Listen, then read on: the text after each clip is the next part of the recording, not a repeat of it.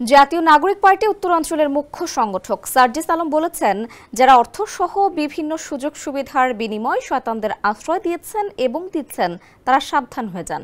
সুযোগ পেলে কালো সাপগুলো আপনাদেরই ছোবল মারবে। মঙ্গলবার সকালে ফেসবুকের এক পোস্টে তিনি এসব কথা বলেন। অনেকে মনে করছেন নিউ ইয়র্কে এনসিপি সদস্য সচিব আক্তার হোসেনের ওপর আওয়ামী লীগের নেতাকর্মীদের ডিম নিক্ষেপের ঘটনাকে ইঙ্গিত করে তিনি এ পোস্ট দিয়েছেন। সার্জিস লিখেছেন, এই দালালরা জনতার ভয়ে যান নিয়ে পালিয়ে যাওয়া তাদের অভিভাবক হাসিনা হাজারের অধিক খুনের নির্দেশদাতা। বিগত 17 বছরে এই দেশে গুম, খুন, বিচার বহির্ভূত হত্যাকাণ্ড, লুটপাট, ধর্ষণ থেকে শুরু করে এমন কোনো ঘৃণিত কাজ ও অন্যায় নেই যা তারা করেনি। এখন যে কোনো ব্র্যান্ডের পুরাতন এসি বদলে নতুন ওয়ালটন এসিতে উপভোগ করুন 25% ছাড়। এই অসভ্য জানোয়ারদের বিন্দু মাত্র অনুশোচনা নেই।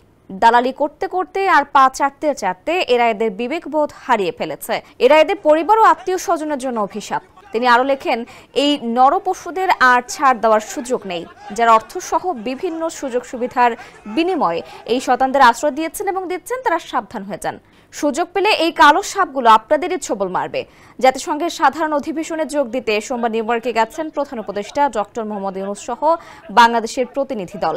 তাদের সঙ্গে সফর সঙ্গী হিসেবে রয়েছেন দেশের শীর্ষ কয়েকজন রাজনৈতিক নেতা।